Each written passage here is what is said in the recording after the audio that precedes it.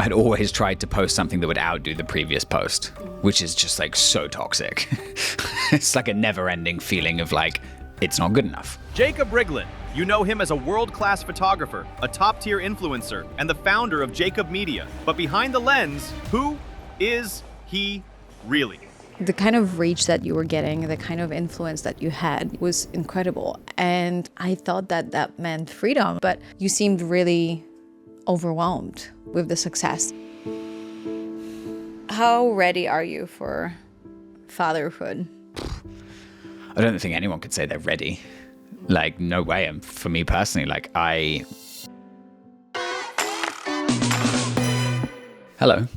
Hi. How uncool are you? How uncool am I? How uncool are you feeling? How uncool am I feeling? I feel pretty uncool. Really?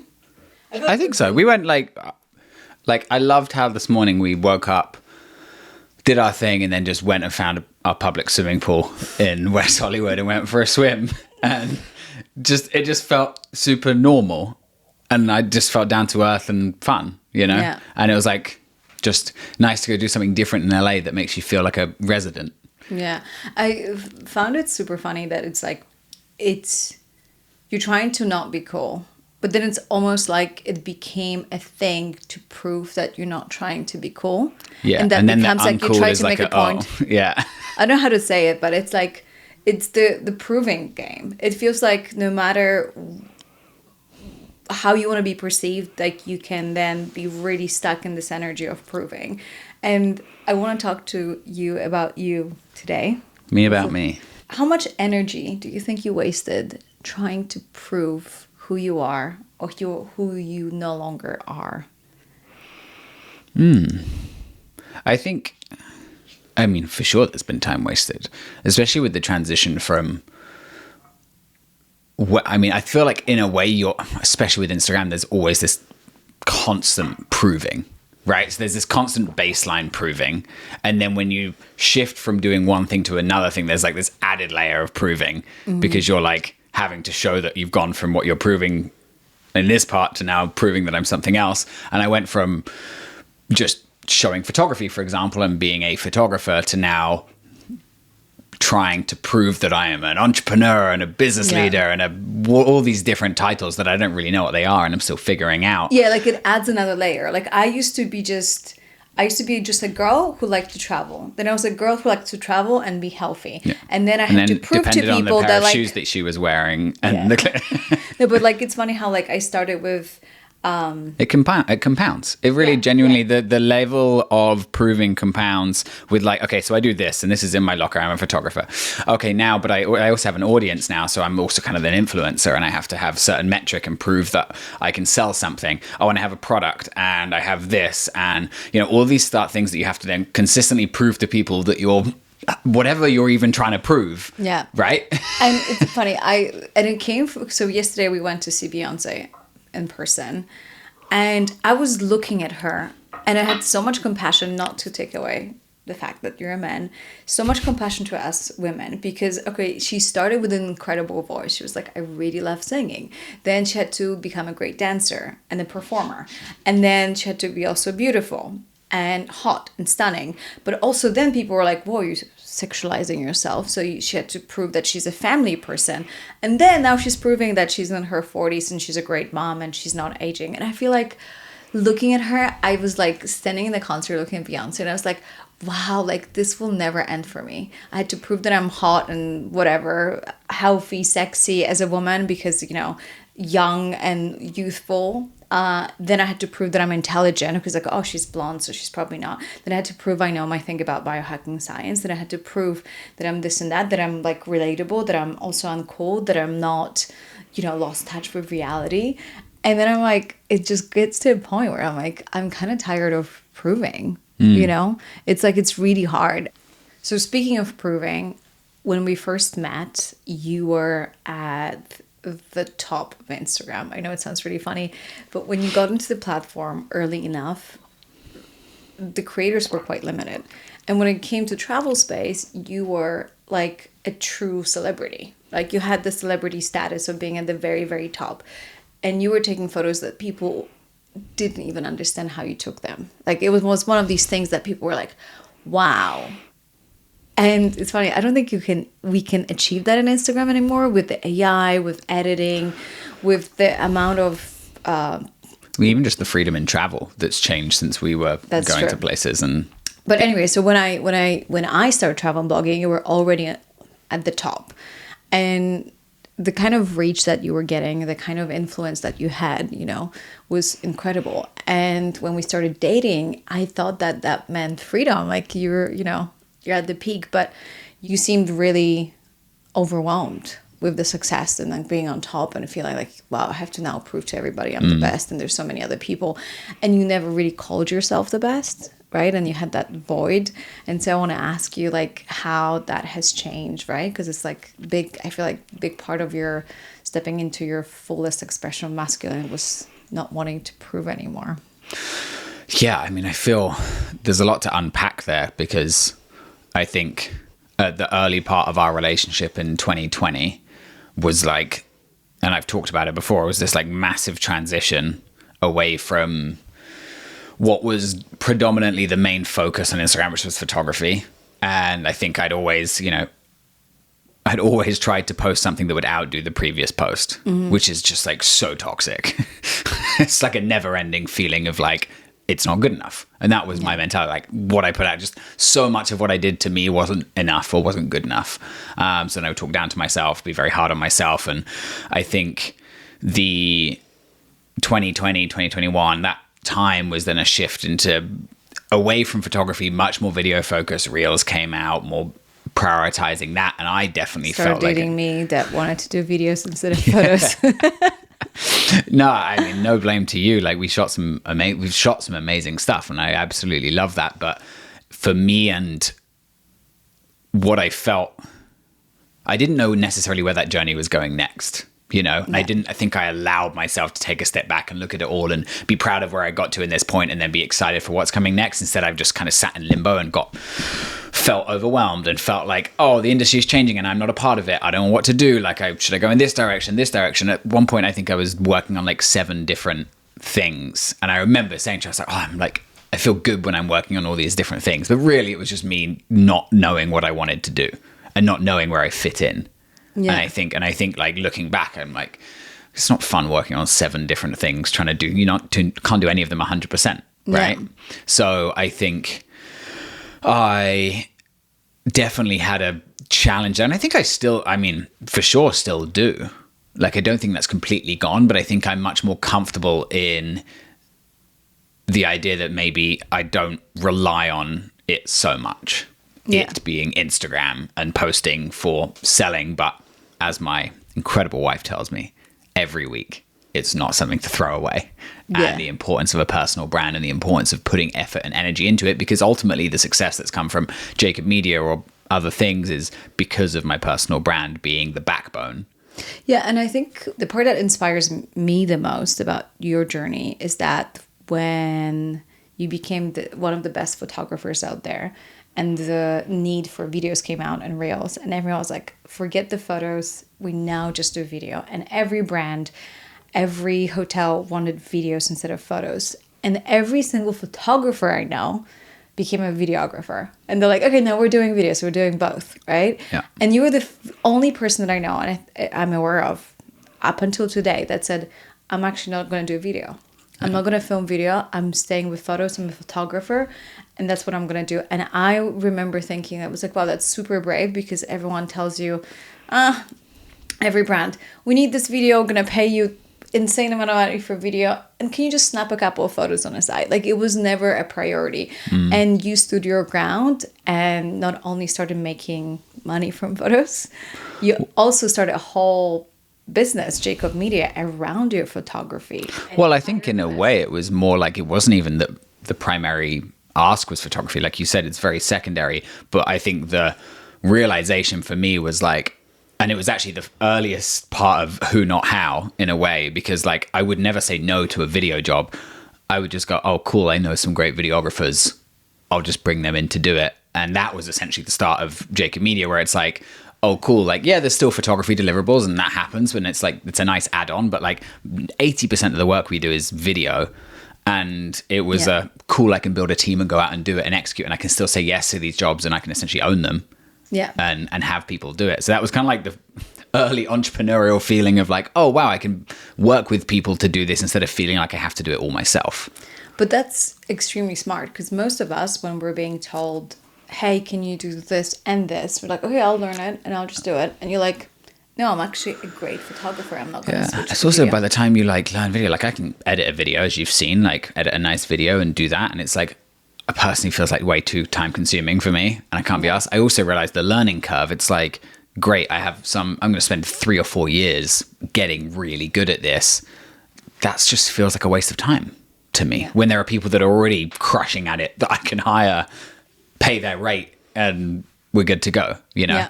And that's kind of, I guess, the early part of Jacob Media. So, yeah, tell us more about actually Jacob Media. I feel like you do such a good job explaining it on your Instagram, what Jacob Media is. Jacob Media, I've coined the term, thanks to actually you and a conversation we had. I have now coined the term creative non-agency, but it was actually your idea, which is brilliant. So credit where it's due. But so Jacob Media is essentially the creative agency without all the fluff. And the reason I'm saying creative non-agency is because I feel like everyone has a creative agency of production house, some variation of that, even if it's just them working on their own, they're kind of branding themselves as that. It's very saturated.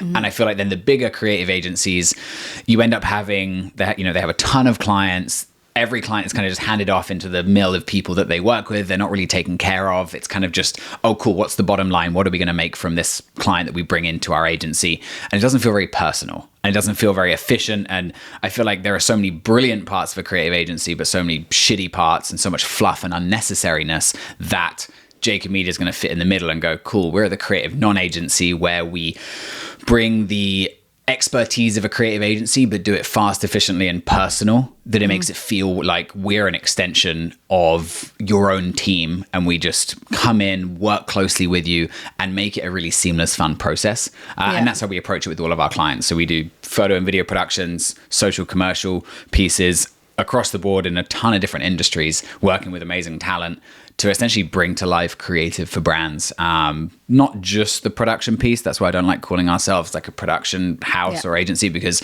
we do the creative, we do the strategy, and we do all those pieces to bring it together for a brand and change their image. What are some of the lessons that you have learned running Jacob Media from like a pure business perspective for those of us who are like, founders that want to start, and, what has been the biggest challenge? Great question. Starting with the positive things, and to be honest, I think like everything is positive. You learn even from the bad things that happen throughout these experiences. I've noticed firsthand, and I know it feels like an obvious one, but relationships are everything. Like the power of building personal relationships. I think it's a massive USP of Jacob Media and a whole of how we approach a particular production and the energy that we bring. I've noticed clients just gravitating towards where we're hanging out on set because they enjoy spending time with us. But also the longer term relationship of how you build that, how personal you are to make sure that, even if someone leaves a company and moves somewhere else, you are then still continuing to get work with that person because they love how you approach what you do.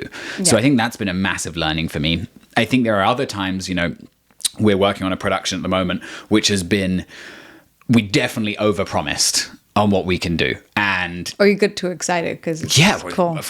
Amazing client, super cool, big future opportunity.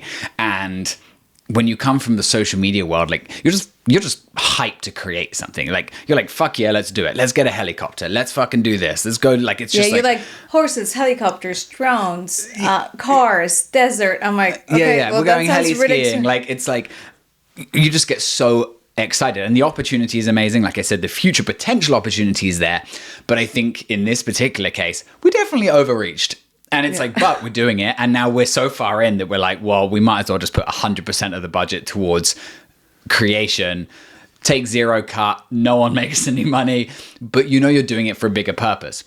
You can't do that all the time. It doesn't work if every project's like that, because you're never going to build a business and make any money and pay salaries. So it's like every once in a while, I think an opportunity can present itself where that ultimately can work. But it's definitely this fine line between obviously the goal to always under promise, over deliver, because if you're over promising and then coming in short, it's never going to look. Clients don't like that. You always want to be able to say, oh, and look what we did as well. Here's something extra. So in the case of this shoot, it's been a lot of back and forth. Everything's been against us. But we are hoping, that added amount of effort and energy is going to result in something great. And I think it's also like the beauty of when you're the founder and you own 100% of your company, that you can make those calls. Because if you enter a big agency, they don't even have the freedom to lose out money on a shoot just because it sounds dope. Like a lot of things that you added to that shoot were because you're just like, you know what, like let's just do it because it's fun, because we love it. And I think that's the definition of what you mean when you say creative non-agency. Creative non-agency, exactly. It's like we can take those risks, and I would like to think we can always take those risks. Like that's something that will be innate to us, that because of our network, because of the people we know, I feel like we can tap into opportunities that other people can't. Tap into a discount on a heli skiing mission that most agencies would pay full price for. We get it 50% off. Like stuff like that allows us to be more nimble, and it's working so far. What are your plans for the future for you, for Jacob Media? Wow, big one. So looking ahead for Jacob Media and what we're doing and what the next 5 or 10 years looks like, ultimately I want to build ourselves into one of the leading creative non-agencies, but essentially be up there with the big players. I think we approach content in a unique way. I don't see why we can't be at that caliber. Maybe an acquisition, maybe we come in as an amazing small team within a massive agency, but I don't know. Like we're on a really good trajectory right now. We're working an amazing, tight-knit small team, doing a lot of work, and I think we continue to scale that. I'd love offices around the world and people around the world and a fully global business. So we'll see whether that can manifest itself.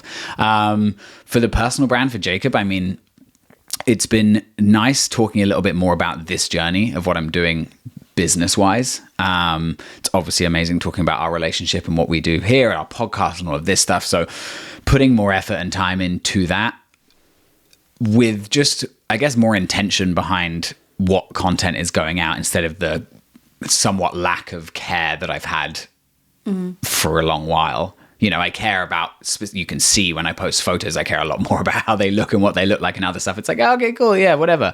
But I think having more intention about what that message is and shifting to who I'm talking to as well. I think for me, in the process of becoming a dad, which is wild to think that I'm going to be a dad, I want to have a good message and a good approach to things. I want to be, I want to have our child look up to me as a role model, and for them to be inspired by how I approach what I do. And that's everything from my business to my personal brand to our relationship. And, how you and I interact with each other, I think for me is such a paramount thing for our child to be able to see and witness and enjoy and learn from. Yeah. So how would you, how ready are you for fatherhood? I don't think anyone could say they're ready. Like, no way. And for me personally, like I know I'm not ready, but like, am I 100% ready? Ask us in 9 months. Yeah. Am I 100% ready? No, I'm not. Like there's like, I think it's a very different journey for the man in a relationship in these 9 months, like my goal is to support you however I can and however I think I can to get you through this, and trying to build that connection with your belly where there's still baby inside, but like it's not inside me, it's like a disconnect. And then I think, but why do you think so many men struggle to support their women in pregnancy? And you've been so awesome and like feeding me and like helping me get out of bed in the morning, making me baths. Like how have you developed this empathy? Because you weren't really like that when we met. You were kind of like more adventure, business driven, and now you have become way more empathetic, and you're like the best partner ever. Yeah. Well, I think from talking for men, but I think it can be obviously a very overwhelming time, and in a way, I can very easily see how you might feel pushed to the side very quickly as a man in this process of the woman getting pregnant and the attention being very much on you from family, whoever, like, I don't know, like it could for some people be like, the guy's like, well, this is different. This is a change that I maybe wasn't necessarily expecting or didn't realize how much of a change it would be. Personally, I've heard that being more once the baby's born and the attention being more on the mum, obviously, and the mum and the baby, you know, and that transition. But I don't know. I feel like for me personally, the least I can do is try and support you during this. Like, especially seeing how, I think, think about if you had been no morning sickness, no nothing, doing great, it probably wouldn't have been so obvious how fucking insane what's happening is happening. Yeah. Whereas like, because you've gone through a lot, like it just feels like in a way very unfair that this is just what you're having to go through for something that we've both created, and now you're the one. And the first words would be dada. Yeah, and then the kid's going to be way more excited about me. But like, I think it's not only what I feel as just purely an obligation, I have to, like, it's what it needs to be done for me to support you.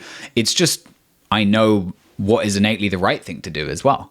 And the thing that I want to do, because otherwise I feel like I'm sitting around and doing nothing while you're cooking up a baby in the oven and putting all this energy in. Why would I not want to support you? Yeah. So. That's a good point. I was just curious. Next question I have for you. Far away. What is it like being a Brit in the US, and how different you think you do business, or like how different you interact, or like, is there an advantage of being a Brit? I would like to say there's an advantage of being a Brit, of course, in America, because I'm a Brit in America. And everyone loves you. Like, oh, your husband's British? No! Yeah. Like, I mean, I'm in a relationship, so I'm not taking that, oh yeah, it's easy to get women because I'm British, but clearly I got this stunner, and I think it was because of my British accent. Yeah. I will be doing speech training soon because I feel like I'm losing it. And you are so losing it. But over the years, obviously being British, I've noticed that I feel like I have a competitive advantage being in the US, being in LA as well. The Brits, we're very different to Americans. I feel like we're much more careful, and we really care about those relationships. I feel like whenever I speak to an American, like, there's a short answer with a period, and I feel like I'm being told off, and it's a very different ending to how I would end a conversation. So I feel like for me, building relationships has been a really easy thing in the US because I can build trust very quickly. And I think that's because in the UK, we just approach how we deal with relationships well, and we're very careful with how we step out of them. So we don't burn bridges. Yeah. And I feel like maybe in my head, Americans burn bridges much more easily. Oh, I don't even get me started on the Polish people. I mean, I feel like you unintentionally burn bridges every day. Yeah, we burn rivers behind us. Yeah. Like, there's no water left. It's like, there shouldn't, like, but I think because of the approach that British people have to conversations and relationships, I have this competitive advantage in LA where I'm able to build these personal relationships easily and build them over the long run to build trust. Yeah, and when I see how you interact with people, I'm always like, babe, like, you said you don't like them and you don't want to do any of this. And you're like, wow, sounds like such an amazing idea. I'm super stoked. Let me get back to you. I'm like, you hate it. What do you mean? Yeah, but that's the difference though, right? Like, in person, on email, like, I always want to hear someone out. Like, I feel like they're in my fucking space for a reason. Like, why would you not explore that? Yeah. And like, that's why you write my emails, because I'm like, yo, that's full of shit. Yeah. She's like, hey, like, can you look at this draft of an email that I've done? I'm like, babe, that's like one sentence to a massive email that someone said, essentially being like, fuck you, I don't like it. No, I never say fuck you. No. Essentially is like, I'm not interested, but very bluntly. And I just think, even if not, like, it's worth having that person in your contacts. Like, fuck, who knows? Like, maybe that person is exactly what you need in a year from now. I know, but like, for me, as a Polish person, it feels super calculated, because I'm like, if you're approaching me and I'm not interested, I'm like, hey, it's not a fit. Thank you very much. That's it. Like, this is the end of the conversation. And then not like, a fit. 3 words. Thank you very much. Is literally, you've got 6 words in this email. It's just like sentence. And then you teach me that I'm super rude because I'm like direct. And I think, oh, wow, like, me being direct is a gift efficient, because I'm saving you time. Yeah. But you teach me that perhaps maybe I should be more careful with people's Yeah. like, you know, attitude to this. And I think both are right. You know, like part of me thinks, Well, I'm I like, think your directness, I think, has a massive value in when you're leading and you have to put your foot down and be tough and be direct. Like that comes innately to you. When I have to be tough and direct, like I really have to think about how I approach it, and I can write it very well. I can be direct on email, but like if I'm doing something in person, direct, like it takes me a lot more to sit in that confidence of being direct and getting what I need. So I think there's a balance. yeah. And I think when it comes to like, for example, how I do when you work for me, you know, I'll praise the hell out of you, but also like, oh, this is terrible. Like, and I have to learn that I have to be like, okay, cool. Like, but when it's terrible, it's like, how do you put that across? Yeah, right? How do exactly. you be a leader and put across when you're not happy about something? Yeah, I just like, that's just not going to work next. But like, it's not like, I know that like something that it's a big part of my culture and I don't really like it. I don't want to blame it on my culture, but in Poland we are just so much more direct. You see how I interact with my family and how my mom speaks to me, and you're like, yeah, it's crazy. Also, your phone calls can be like 10 seconds, and it's like I'm like, wait, you guys are done. You literally spoke for 10 seconds and that's it. And like I speak to my mom and it's like, yeah. And then the ending is like, okay, bye. Okay, bye. Yeah. Okay, cool. See you in a bit. Like okay, your parents thank you. take like have a great afternoon. Enjoy your dinner. Bye. Yeah, your parents take like 30 seconds to like say goodbye. The ending of the call is like the whole thing for you. Yeah. And my mom's like, you're good? Yes. Okay, cool. Bye. That's it. So I think it's really funny how like I want to override my Polish culture in a way. And I want to be like kinder. It's just how your brain operates. Yeah. Well, I think I want to bring in some of the American culture feeling that I've felt from being here. Like I do feel that Americans, very big generalization. Mm-hmm. I feel like Americans get way more excited about things. Mm-hmm. As a blanket whole in comparison to the UK, like there's this kind of like air of being too cool, and it's like you don't want to show how excited you are. Europeans, it's like nothing's good enough. Jaded vibe. Yeah. Oh, I've seen it all. It's cool. Oh, fuck, Grand Canyon. Yeah, cool. Americans, oh my fucking God, this is insane. Look at this fucking Grand Canyon. Wow. And like, I love that. Like, it's what travel and going to these new places to like bring that excitement. What's the fucking point otherwise? And I feel like even in business of how you get excited about things, like I get disappointed if I share something with someone that we've done and I'm like, look how insane this is crazy. And they go, yeah, cool. And I'm like, oh, like I might get deflated, but it's like to bring that energy, I think brings up company culture and how I want to approach people working for me. I want to feel like there's this excited energy to get to work. And I think that's more of an American culture thing than a British thing. Yeah, I agree 100%. And I think it's a big difference between our European friends and our American friends. We can do a whole new podcast about like how stoked our American let's friends fucking go energy versus like, cool, let's do it. Yeah. Energy. Yeah. So our like if I'm going through anything, like I'm just posting my regular stories. My American friends would like screenshot the stories like, babe, put it Aggie, in the group. You inspire me. This like, is the most insane post I have ever seen in my life. Yeah. You are a genius marketer. What the fuck? Yeah, it's like, this is so smart. You're doing so well. Like, I can see your brightest future ahead of you. The kind of energy you put in. And I'm like, and I would like Polish friends are like, there's a spelling mistake. Your English is shit. It's like that's the two.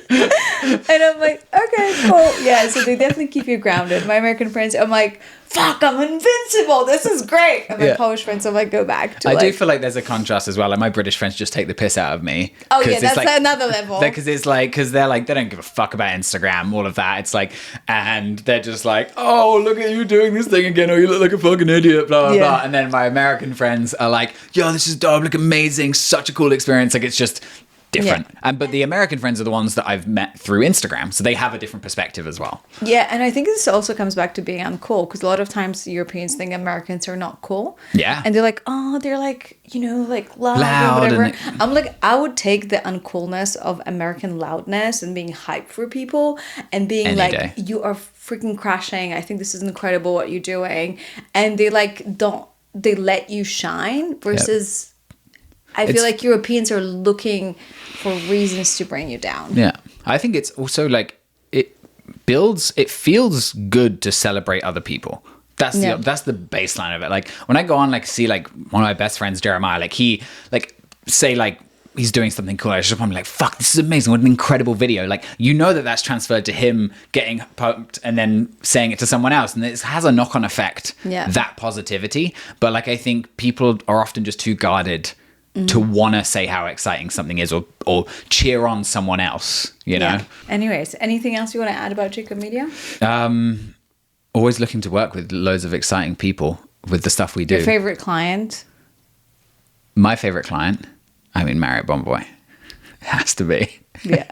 I mean, that's been a dream client so far. It's been amazing. But no, seriously, like people watching, like I love connecting with new creative people. If you're a producer, if you're a photographer, director, DP, I don't know, those things, like any of those types of people that are watching this, would love to hear from you, would love to see your work and what you do. We're always, hiring on talented people for different shoots. So I'm here expanding with great people. Woohoo!